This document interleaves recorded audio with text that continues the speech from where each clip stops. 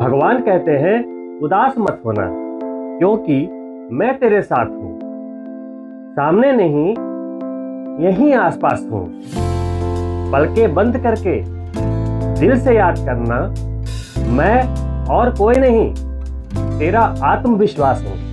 जी हाँ दोस्तों, अगर व्यक्ति में मजबूत आत्मविश्वास और दृढ़ संकल्प हो तो वो बड़े से बड़े लक्ष्य को प्राप्त कर सकता है। उसी आत्मविश्वास के कारक सूर्य भगवान का गोचर 17 अगस्त को होने वाला है और मैं आपके सामने उपस्थित हुआ हूं तुला राशि के जातकों के लिए सूर्य के गोचर से संबंधित एक प्रोग्राम को लेकर।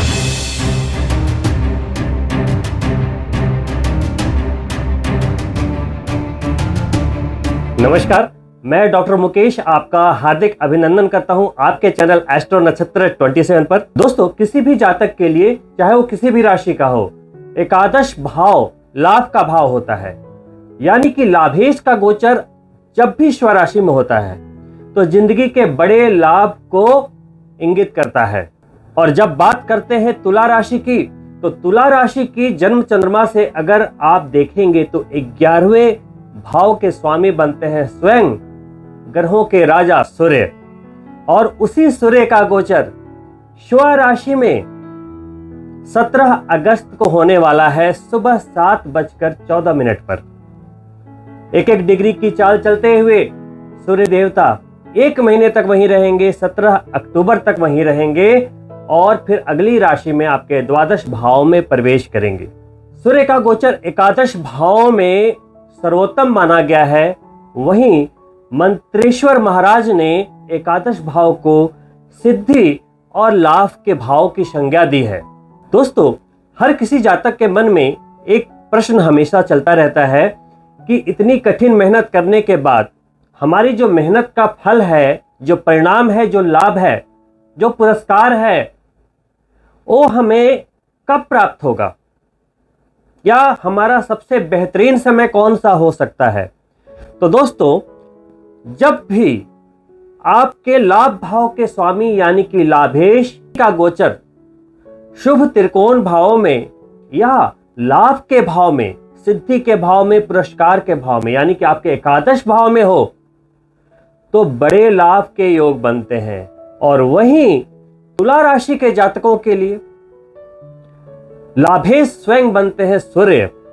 और सूर्य का गोचर और कहीं नहीं बल्कि स्वराशि में है, सिंह राशि में है। और आपको तो पता ही है दोस्तों,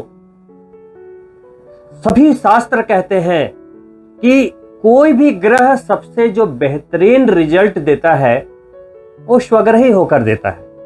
तो दोस्तों, गोचर के सिद्धांत के अनुसार सूर्य का गोचर तुला राशि के लिए 11वें भाव में है, ये भी शुभ है। स्वराशि के हैं, ये भी बढ़िया है। लाभ के भाव में, सिद्धि के भाव में है, ये भी बढ़िया है। तो आपको अब क्या मिलने वाला है, चलिए इस बारे में चर्चा करते हैं। इसके पहले मैं आपको यह बता दूं कि जो पूरे वर्ष आप मेहनत करते हैं, जी तोड़ मेहनत करते हैं, उसके सबसे बड़े जो लाभ का समय होता है, जो सबसे मजबूत समय होता है, वो होता है एकादशीश का मजबूत होना। और जैसा कि आपको पता है, सूर्य एक राशि में 1 महीने गोचर करते हैं। यानी अगर आपके लाभ के स्वामी सूर्य बनते हैं तो पूरे वर्ष 12 महीने में वो 1-1 महीने 12 राशियों में भ्रमण करते रहते हैं। तो आपका सबसे मजबूत महीना कौन सा हुआ? जब आपके लाभेश अपने स्वराशि में गोचर करें। और सिर्फ स्वराशि में नहीं, अगर वो भाव भी लाभ का हो तो इससे बेहतरीन बात और क्या हो सकती है? जी हां, तो आपके भी विगत पूरे 1 वर्षों से जो आप मेहनत कर रहे हैं, या यूं कहो कि जो आप पिछले 11 महीनों से जो मेहनत कर रहे हैं, तो ये जो आपका 12वां महीना है, यानी कि जब तक सूर्य आपके एकादश भाव में स्थित रहेंगे, आपको बेहतरीन परिणाम प्राप्त होंगे। और चूंकि सूर्य भगवान का गोचर स्वराशि में है, सिंह राशि में, और हर राशियों के भी अपने कुछ गुण होते हैं, तो जो सिंह राशि है वो रचनात्मकता को रिप्रेजेंट करता है, क्रिएटिविटी। और आप तुला राशि के जातक के स्वामी क्या कहते हैं? क्रिएटिविटी। कला, रचनात्मकता। तो आपके स्वामी शुक्र के गुणों से मिलता जुलता सिंह राशि का भी स्वभाव है। तो सबसे जो बेहतरीन परिणाम मिलेंगे तुला राशि के उन जातकों को मिलेंगे जो रचनात्मकता के कार्यों से जुड़े हुए हैं, जो कला के कार्यों से जुड़े हुए हैं, जो आर्ट के क्षेत्र से जुड़े हुए हैं, जो क्रिएटिविटी के क्षेत्र से जुड़े हुए हैं, जो क्रिएटर्स हैं, जिनका काम है किसी भी चीज को क्रिएट करना, इनोवेशन, आइडियाज। उन लोगों के लिए ये समय बेहतरीन है, और काम करने के लिए ही नहीं, एक बड़े लाभ को प्राप्त करने के लिए तो ये समय बेहतरीन है ही। इस महीने अगर आप कार्य करते हैं तो सिर्फ लाभ की इच्छा ना रखें, क्योंकि ये लाभ तो मिलेगा ही जो आपने पहले काम किया है, लेकिन ये जो महीना है उसमें अगर आपने काम कर दिया तो आने वाले साल में आपको क्या मिल जाएगा आप सोच भी नहीं सकते।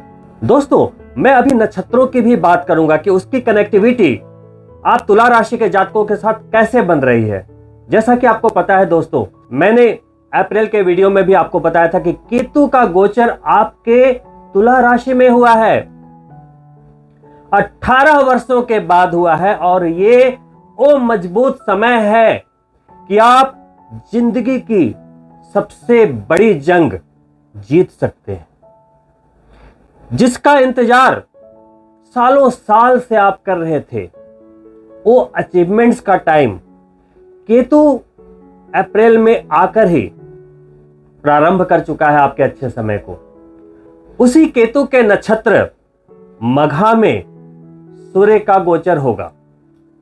जब सूर्य सिंह राशि में गोचर करेंगे तो केतु के नक्षत्र से गुजरते हुए आपके राशि स्वामी शुक्र के नक्षत्र पूर्व फाल्गुनी से गुजरते हुए वो गोचर करते रहेंगे, परिणाम देते रहेंगे, और अंत में फिर अपने ही नक्षत्र में चले जाएंगे, उत्तर फाल्गुनी नक्षत्र में। दोस्तों, केतु जो आपके जन्म चंद्रमा पर पहले से ही गोचर कर रहे हैं, आपको असीम ऊंचाइयों पर पहुंचाने के लिए उनका प्रयत्न पहले से जारी है। वहां लाभ भाव में सूर्य का गोचर उनके नक्षत्र में जैसे ही होगा, एक कनेक्टिविटी बनेगी और आपको बड़े लाभ की प्राप्ति हो जाएगी। फिर सूर्य का गोचर केतु के नक्षत्र को क्रॉस करता हुआ आपके राशि के स्वामी से कनेक्ट करेगा, यहां भी बड़े लाभ की प्राप्ति होगी, और फिर वो अपने नक्षत्र में चले आएंगे। तो कहीं भी कोई भी कंफ्लिक्शन नहीं है। दोस्तों, इसी के साथ एक सोने पे सुहागा वाली स्थिति और भी बन रही है। जन्म चंद्रमा से आपके धन के स्वामी बनते हैं मंगल, और मंगल अभी अभी 10 अगस्त को अंगारक दोष छोड़ते हुए आपके अष्टम भाव में आ चुके हैं। चूंकि वो धनेश हैं, अभी मैं मंगल की फोरकास्टिंग नहीं कर रहा, चूंकि वो धनेश हैं उनके संबंध को समझा रहा हूं।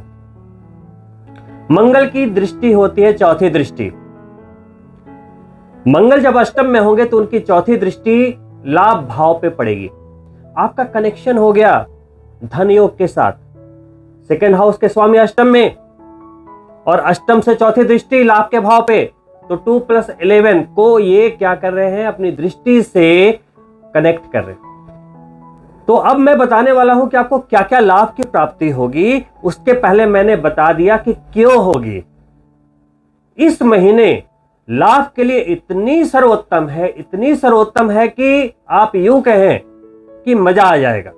दोस्तों, अब मैं बात करूंगा कि सूर्य के इस गोचर का आपको क्या क्या लाभ प्राप्त होगा। क्योंकि एकादश यानी कि 11वें भाव में गोचर है। 11वां भाव है लाभ और सिद्धियों का भाव। सबसे जो पहली चीज आपको प्राप्त होगी वो है नवीन पदवी, नए पद की प्राप्ति, क्योंकि सूर्य सरकार का भी कारक है। जिसका सूर्य मजबूत होता है कुंडली में, लगन चार्ट के अनुसार आपने देखा होगा उन्हें एडमिनिस्ट्रेशन का सपोर्ट काफी बढ़िया मिलता है।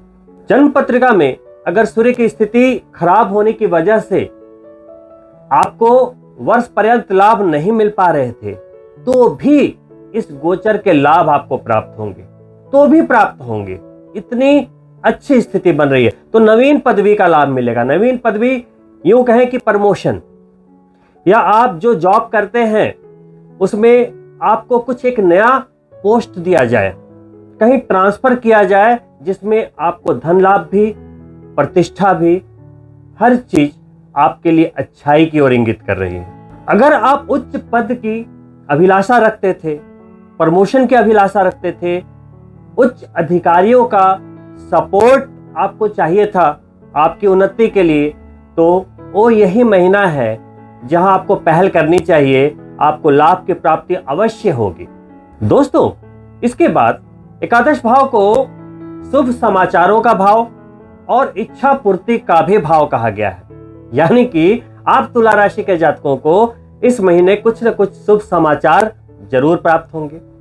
इच्छा पूर्ति का मतलब यह होता है कि दोस्तों, काफी समय से हम किसी चीज की इच्छा लिए मन में घूम रहे थे, बट समहाउ कुछ फाइनेंशियल क्रंच की वजह से या किसी भी वजह से हम वो चीज ले नहीं पा रहे थे। मान लो आपको गाड़ी लेनी थी, या आप छोटी गाड़ी से अभी चल रहे हो, आपको बड़ी गाड़ी लेनी थी, अपग्रेड करना था, नया घर लेना था, कुछ भी लेना था, लेकिन किसी न किसी वजह से आप नहीं ले पा रहे थे। उसके लिए भी ये महीना बहुत ही शुभ संकेत को लेकर आया है, आप आगे बढ़ सकते हैं। इसके साथ ही हर कार्य में सफलता के योग बनाएगा ये गोचर, आपकी इनकम को बढ़ाएगा, शत्रुओं पर विजय की प्राप्ति कराएगा और वहीं आपको रोगों से मुक्ति भी दिलाएगा। अभी जो मैंने ये सारी बातें बताई, जितने भी लाभ बताए, वो सारे एकादश भाव के फल हैं जो लाभेश का स्वराशि में गोचर करने की वजह से आपको इस महीने मिलने की पूरी संभावना बन रही है। वहीं इस शुभ महीने में आप बड़ी दृढ़ता के साथ दूरगामी योजनाओं के लिए आप आगे बढ़ेंगे, नए प्रोजेक्ट्स के लिए आप आगे बढ़ेंगे, नई योजनाएं आपके मन में जन्म लेंगी और आप उस पर इंप्लीमेंट करेंगे। और अगर आपने कर दिया तो इससे बेहतर कुछ नहीं हो सकता है। कहते हैं ना कि आधा काम तो तभी हो जाता है जब आप एक सही समय पे उसकी शुरुआत कर दें। अपने सपने को पाने के लिए आप अगर किसी भी प्रोजेक्ट को स्टार्ट करना चाहते हैं, इंडिया से बाहर जाकर काम करना चाहते हैं, विदेश जाकर काम करना चाहते हैं, सभी के लिए बहुत प्यारी स्थितियां बनी हुई है, क्योंकि जब सूर्य का गोचर होगा तो बुध भी वहां पहले से उपस्थित होंगे। 17 अगस्त से लेकर 21 अगस्त तक बुध आदित्य योग भी बनेगा। हर जगह सोने पे सुहागा वाली स्थिति बन रही है। वही बुध जो है वो आपके भाग्य के भी स्वामी हैं, 9th हाउस के स्वामी, और आपके द्वादश यानी विदेश भाव के भी स्वामी हैं, व्यय के भी स्वामी हैं। ये महीना इस दृष्टि से भी आपके लिए काफी महत्वपूर्ण है, क्योंकि 21 अगस्त को आपके भाग्य के स्वामी भी उच्च होने वाले हैं। एक तो सूर्य अपने सर्वश्रेष्ठ गोचरीय स्थिति पर, वहीं आपके भाग्य का स्वामी, आपके विदेश का स्वामी 21 अगस्त को उच्च के हो जाएंगे। उच्च के हो जाएंगे, भाग्य का भरपूर सहयोग मिल जाएगा। जो तुला राशि के जातक विदेश में रहते हैं, विदेश में कोई कार्य करते हैं या विदेश जाना चाहते हैं, कोई भी कनेक्टिविटी है, ये महीना चूंकि आपके स्वामी उच्च के हो रहे हैं, विदेश के स्वामी उच्च के हो रहे हैं, सूर्य की गोचरीय स्थिति अच्छी है, तो कमाल हो जाएगा। लाभ ही लाभ, सम्मान, मान सम्मान, प्रतिष्ठा, धन लाभ, हर तरह के लाभ संभावित हैं। भाग्य का जब साथ मिल जाता है हमारे कर्मों को, मजा आ जाता है। अब दोस्तों, यहां लाभ की बात हो रही है, धन संपत्ति की बात हो रही है। अब लाभ क्या है? आपका आउटकम है। अगर हम कुछ कर रहे होंगे तो वो उसका रिजल्ट है। लेकिन यहां पे बात यह आती है कि आप जिस तरीके से और जिस अनुपात में काम कर रहे होंगे, आपका लाभ भी उसी अनुपात में निकल कर आएगा। हाँ, वहां पे अलग बात यह आ रही है कि आपके भाग्य के स्वामी भी मजबूत स्थिति में है, तो जो लाभ अपेक्षित थे, अगर आप सोच रहे थे कि मुझे 100 रुपए का लाभ होगा, तो वहां पे 200 का भी लाभ मिल सकता है। अगर आप कोई बिजनेस लॉन्च कर रहे थे और आपने देखा कि मुझे अभी यहाँ पे 100 करोड़ कमाना है, तो वो 500 करोड़ कमाओगे आप। समझ रहे हो बात? ये मल्टीप्लाई हो जाएगा अगर आपके भाग्य ने साथ दिया। कर्म तो हमेशा करना ही है, लेकिन भाग्य हमेशा साथ नहीं देता ना दोस्तों। वही सूर्य पिता के भी कारक है, तो यहां पिता के द्वारा भी होने वाले लाभ को ये गोचर इंगित कर रहा है। हो सकता है पिता के द्वारा आपको कुछ ऐसे सहयोग और सपोर्ट की प्राप्ति हो जिससे आपको आने वाले भविष्य में बहुत सारे बेनिफिट्स मिल जाएं। हो सकता है आपको आपके पिता की कुछ प्रॉपर्टी मिलनी थी, कुछ व्यावसायिक ट्रांसफर हस्तांतरण मिलने थे कि पिताजी अपने व्यवसाय को आपके नाम से कर रहे हैं, या आपको आपकी हिस्सेदारी मिल रही है। इन सभी कार्यों के लिए भी एक महत्वपूर्ण महीना होगा। वहीं आप तुला राशि के जातकों के जो धनेश होते हैं मंगल, उनकी जो दृष्टि सूर्य पे आ रही है, सूर्य मंगल मित्र हैं, उनकी जो दृष्टि जब सूर्य पे आ रही है वो अचानक के भाव से आ रही है, हाउस ऑफ सडन से आ रही है। तो सारे गोचर चूंकि अच्छी अवस्था में है, तो सडन गेन, अचानक लाभ की प्राप्ति होगी। बुध उच्च के हो रहे तो भाग्य के द्वारा भी प्राप्ति होगी, तो अचानक भी प्राप्ति होगी, भाग्य के द्वारा भी होगी। तो भाग्य का संबंध आपके, चूंकि बुध सीधा सीधा शेयर मार्केट से भी संबंध रखते हैं, कम्युनिकेशन स्किल्स से संबंध रखते हैं। तो जो लोग कंसल्टिंग के फील्ड में हैं, जो लोग शेयर मार्केट से पैसे कमाते हैं, जो लोग कोई भी भाग्य का कार्य करते हैं, तो अभी चूंकि भाग्य उच्च का हो रहा है तो अभी आप भाग्य आजमा सकते हैं। किसी जातक को अभी लॉटरी वगैरह में अगर इंटरेस्ट है तो वो भी अभी किस्मत आजमा सकते हैं। बहुत सारे लोग पूछते रहते हैं कि हमारी लॉटरी लगेगी क्या, हमारी किस्मत चलेगी क्या। तो अभी ये जो महीना है 17 अगस्त से 17 सितंबर, आप यहाँ भी किस्मत आजमा सकते हैं, क्योंकि आपके भाग्य का स्वामी भी उच्च का होने वाला है 21 अगस्त को, और सूर्य का गोचर तो लाभ भाव में हर तरह के लाभ दे ही रहा है, मंगल की दृष्टि भी है, सब कुछ बिल्कुल परफेक्ट है। अगर आप चार्टर्ड अकाउंटेंट हैं आपको भी लाभ मिलेगा, क्योंकि बुध हर तरह के फाइनेंशियल एक्टिविटीज को रिप्रेजेंट करता है। तो सिर्फ भाग्य का भाव ही नहीं मजबूत होगा, जब बुध मजबूत होगा आपकी मानसिकता मजबूत होगी, बुद्धि निखरेगी, आपकी चतुरता और चालाकी में एक अलग निखार दिखेगा। देखिए बात है सूर्य के गोचर की, लेकिन आपको कॉम्बिनेशन से रिजल्ट्स मिलते हैं।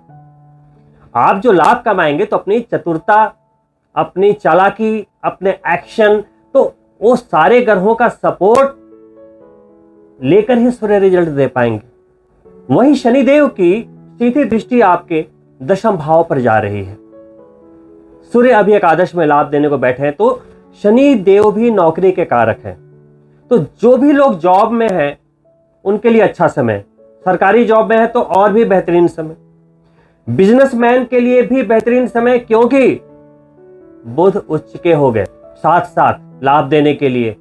सूर्य तो अच्छी स्थिति में है ही, तो यहां धन लाभ के इतने प्रबल संकेत हैं, हर तरह के बिजनेसमैन प्रोफेशनल्स को लाभ मिलेगा ही मिलेगा। या यूं कहे कि तुला राशि के हर व्यक्ति को कुछ न कुछ लाभ की प्राप्ति अवश्य होगी। दोस्तों वहीं कुछ तुला राशि के ऐसे जातक होंगे जिनकी जन्म पत्रिका में लग्न चार्ट के अनुसार सूर्य की स्थिति अच्छी नहीं होगी, जैसे सूर्य का निर्बली होना, नीच का होना, यानी कि तुला राशि में ही सूर्य का होना, जिसे नीच का सूर्य कहा जाता है, जिसमें आप यूं कह सकते हैं कि उसमें रश्मि जीरो होती है, सूर्य में पावर नहीं होती है, एग्जीक्यूशन पावर नहीं होती है। क्योंकि सूर्य देखिए हमारी आत्मा है, हमारा आत्मविश्वास है, कॉन्फिडेंस है।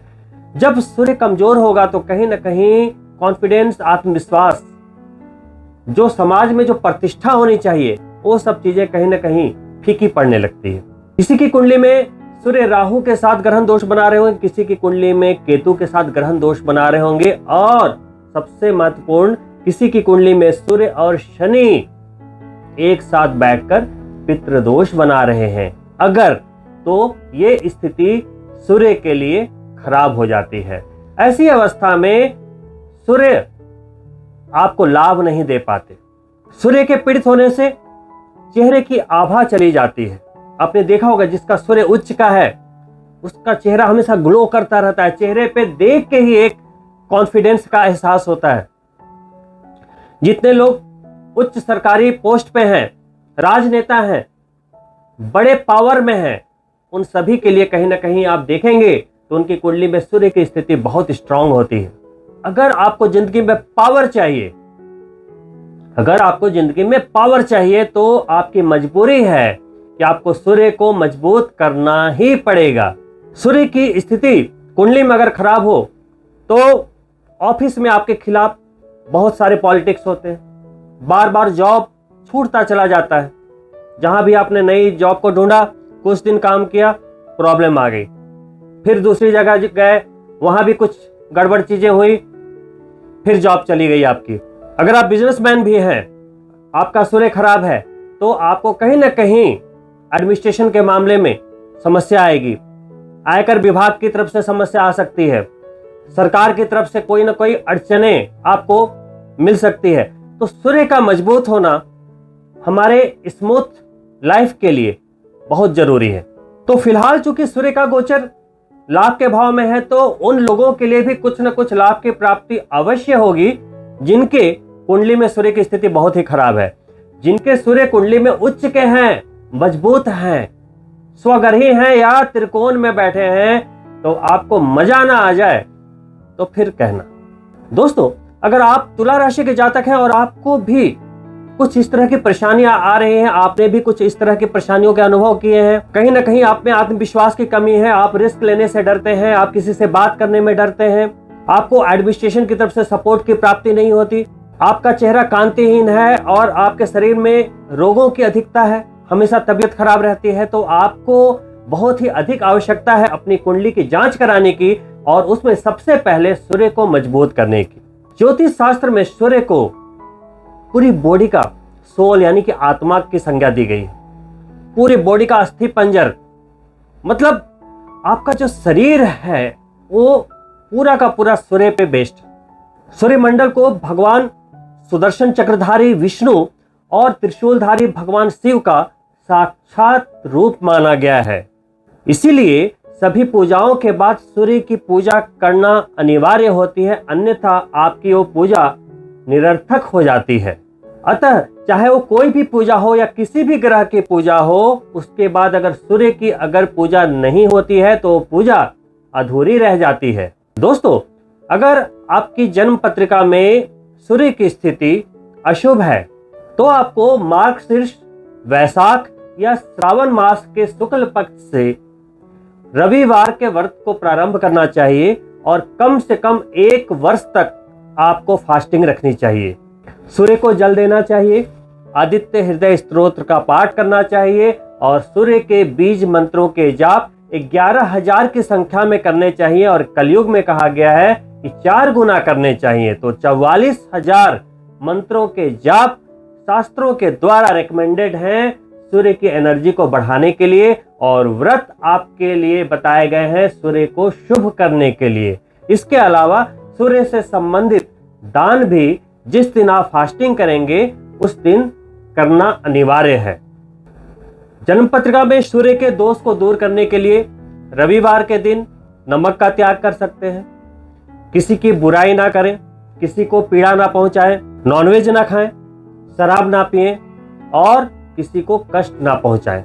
यदि किसी का सूर्य नीच का है, तुला राशि का है, लेकिन शुभ है, तो उन्हें क्या करना चाहिए कि एक मानिक की यानी कि रूबी अपनी अनामिका में सोने में जड़वाकर रविवार को किसी भी शुक्ल पक्ष के दिन धारण करें। साथ ही आपको 24,000 की संख्या में गायत्री मंत्र के जाप करने चाहिए। जाप करने के लिए सर्वश्रेष्ठ समय चैत्र नवरात्रि होती है। चैत्र के नवरात्रि को पहले दिन आप 24,000 मंत्र करने का संकल्प लें, नवमी तक 24,000 मंत्र को पूरा करें और उसके दशांश का हवन नवमी के दिन आयोजित करें। इससे सूर्य तो शुभ होंगे ही होंगे, उनमें बल आ जाएगा। और अंत में दोस्तों, आप तुला राशि के जातकों को मैं सावधान कर दूं। सावधानी क्यों? 17 अगस्त से 17 सितंबर तक सूर्य का गोचर आपके लाभ के भाव में रहेगा।